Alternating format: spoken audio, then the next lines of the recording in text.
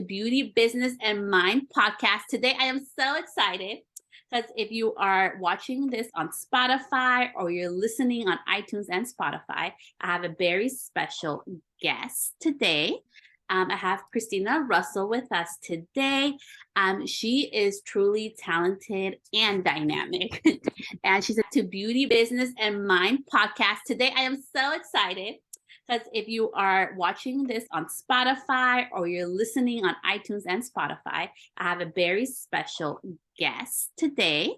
I have Kristina Russell with us today. She is truly talented and dynamic, and she's an educator. She has been at the pinnacle of her hairdressing education for more than 2 decades, and she has spent many years educating under leading industry brands. And Kristina has moved on now to as an independent educator as of 2017. She is really renowned as the red and pastel hair color expert and is the author of an ebook, The Ultimate Guide to Hair Painting for Redheads. She absolutely loves the challenge of corrective colors and offers creative solutions for her transformation clients. Kristina has provided every avenue for students' engagement, including being announced in 2019 as the Australian ambassador for the Dress Code Project, teaching inclusivity for the LGBTQI+ community and clients, with inclusivity training for hairdressers, how to offer gender-free services. She loves margaritas. And I am so excited to have Kristina today on the podcast. Kristina, would you introduce your beautiful, bright, shining self to us? Thank you. That was an incredible introduction. I was sitting here going, oh, that's exciting. And it's so lovely. I feel very welcomed. It's so nice to be doing it as a video and we can see each other as well as having a colourful conversation. So I am in Sydney, Australia. I divide my time between working behind the salon chair. I am currently doing 2 to 3 days a week. I specialise in colour. I don't do cutting or styling, so I'm really open to collaborating with others as well as I do education. I've got an online course. I travel to do in-person events, and all of that's starting to open up again after a complicated couple of years. I've travelled the world for some of the biggest brands, and more recently in my career, I have pulled back from working with brands so I can be an independent educator and teach colour principles, theory, strategies, and consultation that's not just aligned with brand marketing guidelines or launches. So I've got a lot of experience. I love colour. I am very colourful usually, and in the salon I do wear black often because I am a bit messy and I drop colour, but I love to specialise in hair colour, and I continue to attend education as well to learn some business skills and things to be able to share. And I'm really proud that I was connected with Kristen Rankin, who is a Canadian-based stylist and the creator of the Dress Code Project, which is a global alliance for hair, beauty, and barbershops to have education and to have support in shifting your business or opening your business to be inclusive for all members of our community. I'll expand a little bit. In Australia, we have all of the letters that are LGBTQI+, but I believe in Canada and Northern America, the I+ is different, and it may be 2S for two-spirit people. So the letters may be slightly different in different parts of the world. However, it is about inclusivity and helping to communicate gender-free hair services, pricing, because hair has no gender. So that's a little bit about me and where I am at the moment in my career. Love it, Kristina. And thank you for tuning in from the other side of the world. I am so excited to share you with my audience. So I learned about Kristina. She was doing a free boot camp, and I think it was on Facebook. And I saw this ad, and it was about, redheads and copper color. And it reminded me of when I gave my client right after beauty school hot roots, and why I started really learning about the importance of color and what really started my whole journey into blonding. And after being a part of her free boot camp, I'm like, I need Kristina on our podcast to not only share all her expertise, but also so we can have a real heart-to-heart conversation about inclusivity.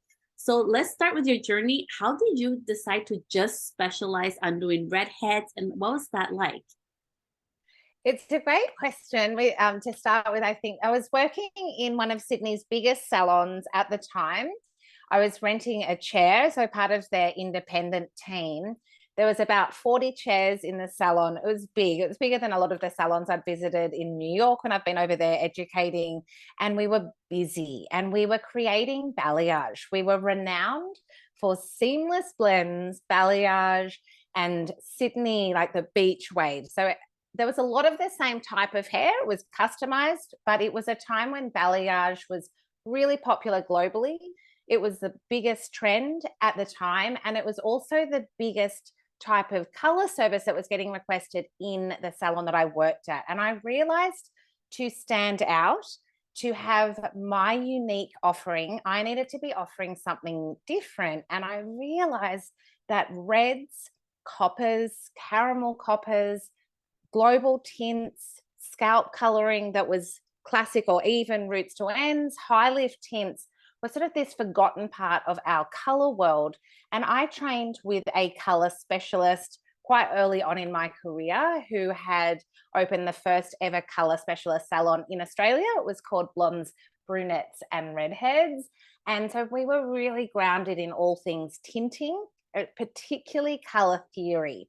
And I realized that working on a lot of hair shows, hot roots and banding happen more with reds and coppers than with our brunette and blonde clients. And we all learn in our beauty school or apprenticeship or trainee years how to lift from dark up to blonde, what the undertones are, and how to counteract. But we're often not taught how to enhance and how to lift with predictable outcomes for reds. So I started by simply changing my Instagram bio. That was the easy step. Then I started posting more photos of reds, what I wanted to attract. And I told the salon manager at the time, anyone that wants reds, anyone that wants creative color, anyone that has effed up their hair with box dye, I'm your go-to girl. I want all of it. I want their corrections, because I'll share with you, I've made all of the mistakes. I've turned a lot of people's hair green when I was new at doing it because I didn't know how to fill. So I've made a lot of the mistakes, and I like to remove the fear because color is logical, step by step. So I think it would be about maybe 3-4 years ago, I created a free ebook. That was the beginning to sort of test whether other hairdressers were wanting it. It's a 20-page ebook and it shares tips and tricks. And I came up with a leveling system, which is universal for all brands, which is 4 numbers, the 5, 6, 7, 8 sing along kind of rule, which is helping you know where every level is. So 5 is a cooler red, 6 is a red, 7 is a copper, 8 is golden copper. Enlightening. And when people start to realize that, and then I like to get people after my education to be like singing at the mixing area, and I can just imagine them doing this when they're not sure. It gets you in the mindset to calm the F down and to just think, what level are they, how to analyze it, and how to formulate. And since then, I've toured it all around Australia.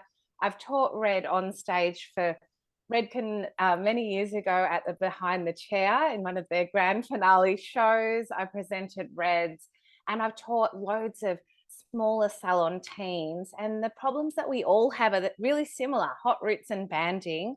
So I've expanded and have an online course. I have created loads of podcasts and my own show about it, as well as the boot camp where I met you and thousands of other hairdressers. So I'll be sure to host a couple of those again this year because they're really good fun.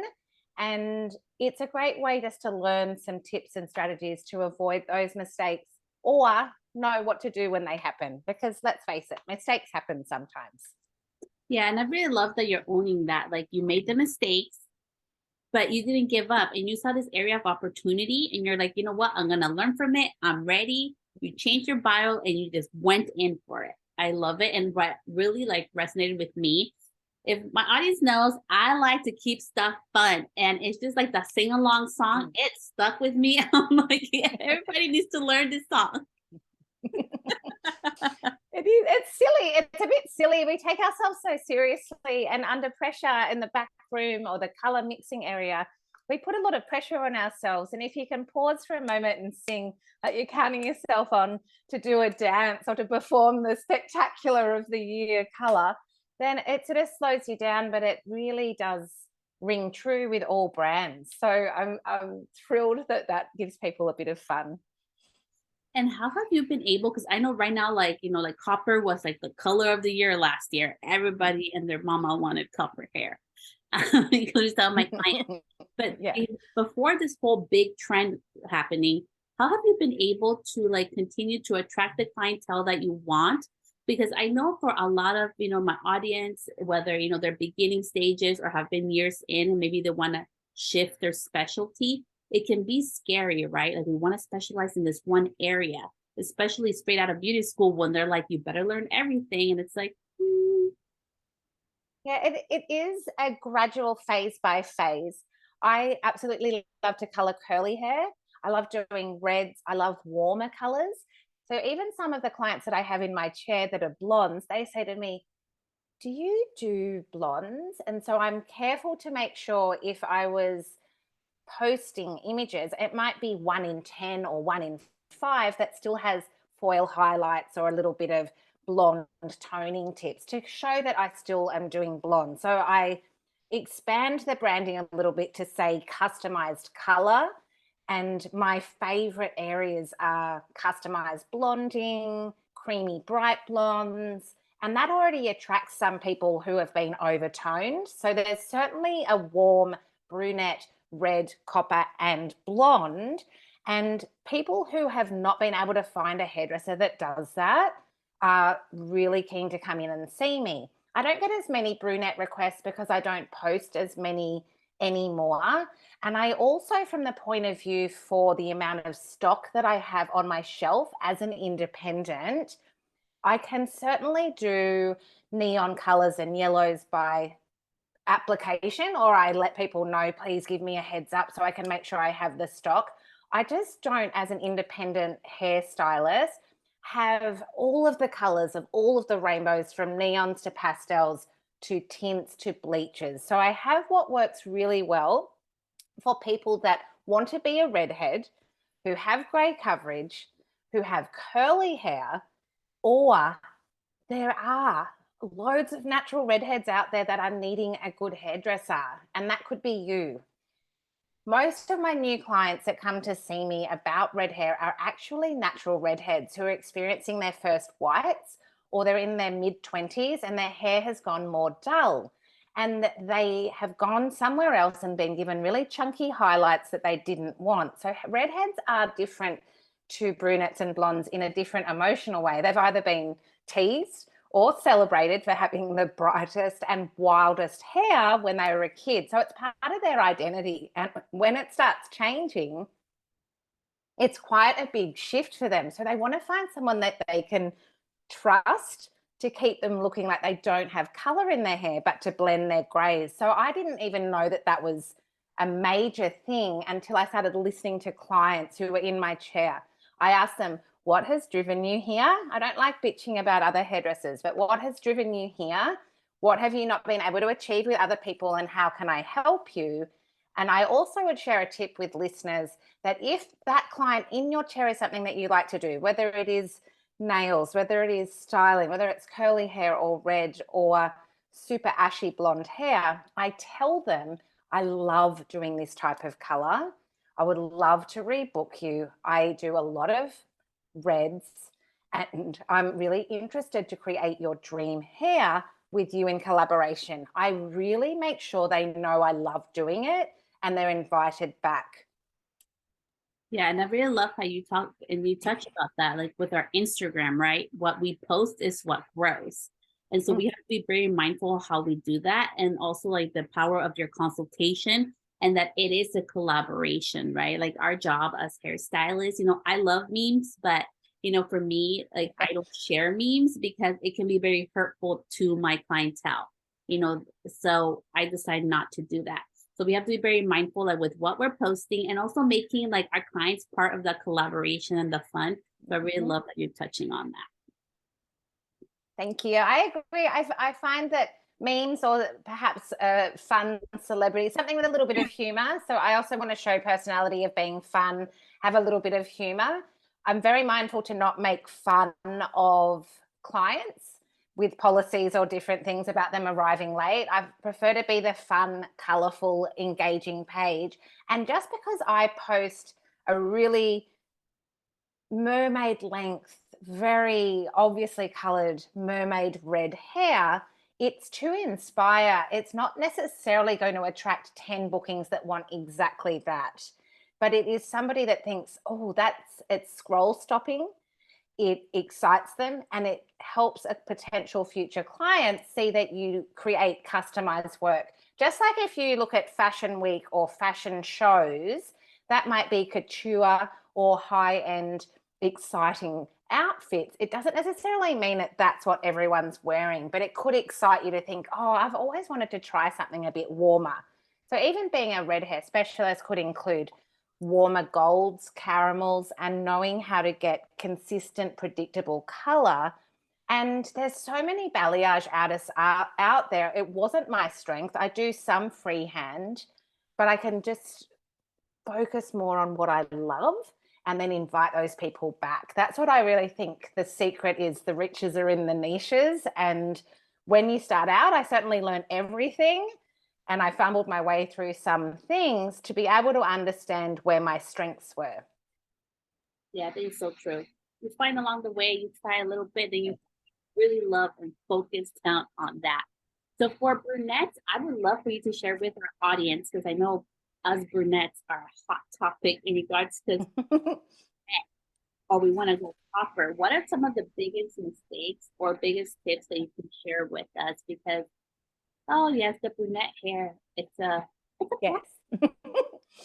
It's dark, it's darker. And the biggest question that I get asked, and I've just actually been updating some of my online course lessons, both on darker mannequins and darker models to include it.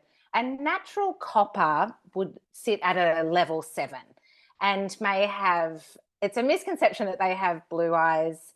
It's a less common thing, actually. So a natural redhead usually does have brown eyes, warm eyes, and has either an auburn at a level 6 or more of a level 7 copper.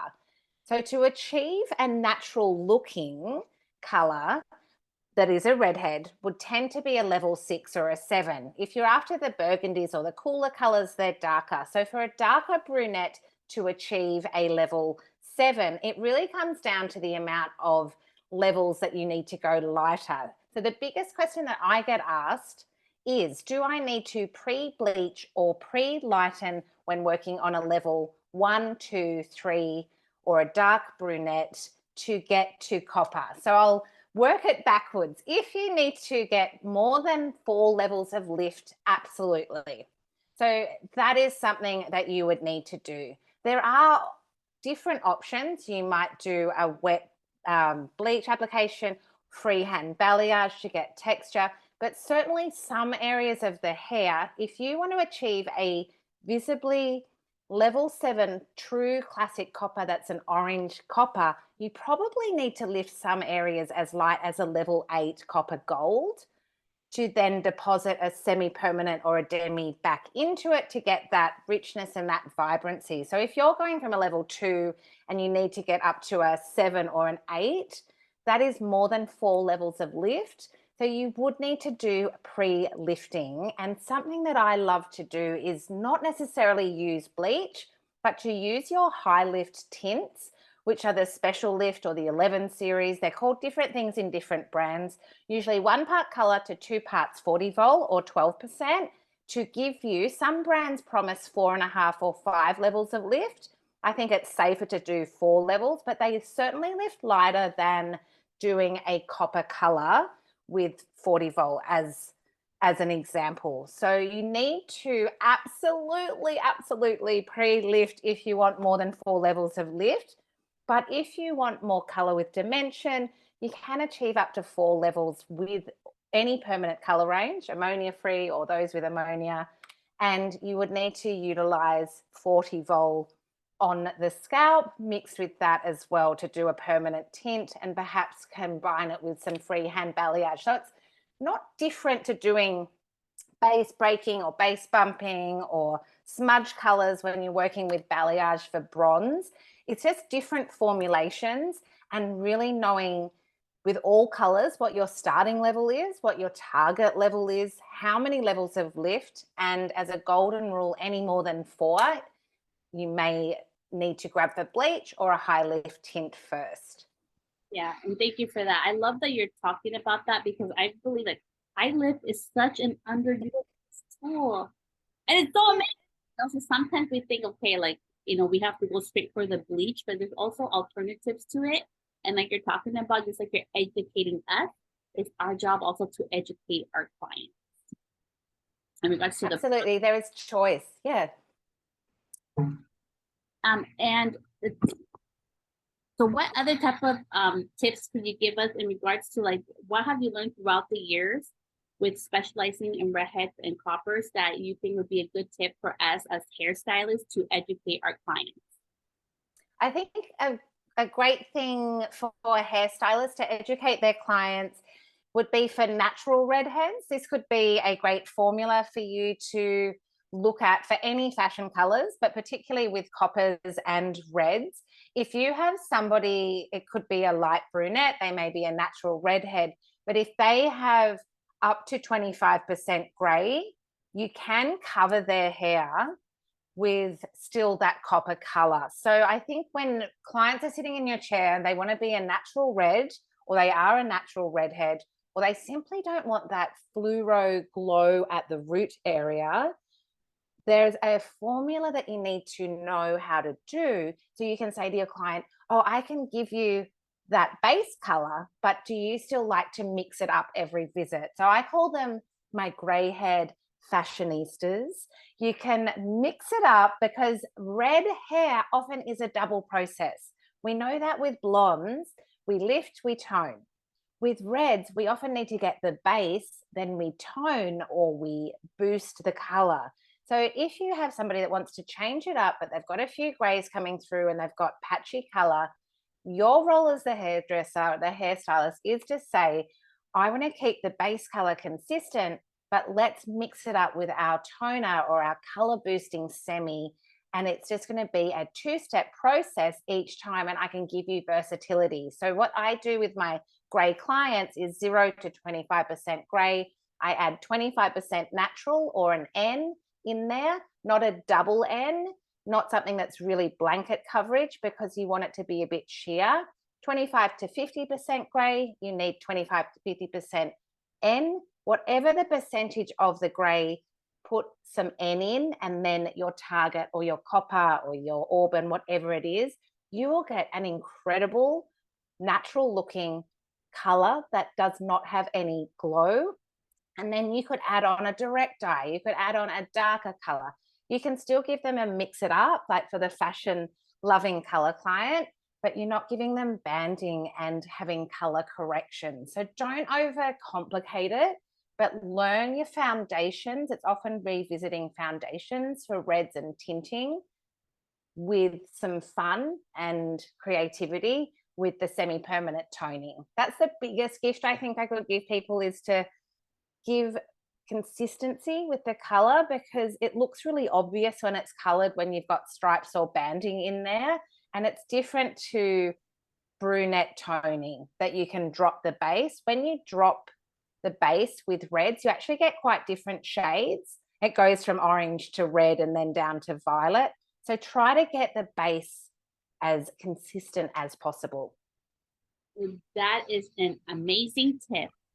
And honestly, to all my listeners, so if you are ready, or you're ready doing coppers, go get her ultimate guide to hair painting because it's awesome. It's really like informative, but not in an overwhelming way. I know she says it's 20 pages, but it's actually really 20 concise, to the point, simple steps that you can actually follow. So I really, really love